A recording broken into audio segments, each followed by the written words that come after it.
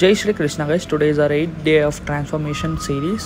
So guys, ಇವತ್ತಿನ ನಾನು vlog 7 ಡೇಸ್ವರೆಗೂ ಕನ್ನಡದಲ್ಲಿ ಮಾಡೋಣ ಅಂತ ಅಂದ್ಕೊಂಡಿದ್ದೀನಿ because of the response guys.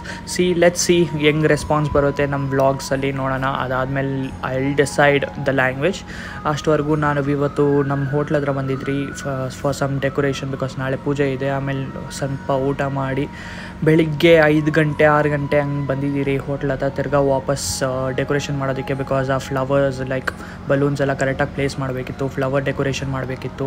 ಮತ್ತು ನೋಡಿ ನನ್ನ ತಮ್ಮ ಮನನಟ್ರಿನ ಹಿಡ್ಕೊಂಡು ಆಟ ಆಡ್ತಾವನು ಇವನು. So I went back home. ಮನೆಗೆ ಹೋಗಿ ಡ್ರೆಸ್ ಚೇಂಜ್ ಮಾಡಿ ಶವರ್ ತೊಗೊಂಡು ಲಕ್ಷ್ಮಣ್ ಬಂದಿದ್ದ, ಅವನ ಜೊತೆ ಬಂದ್ರಿ ವಾಪಸ್ಸು.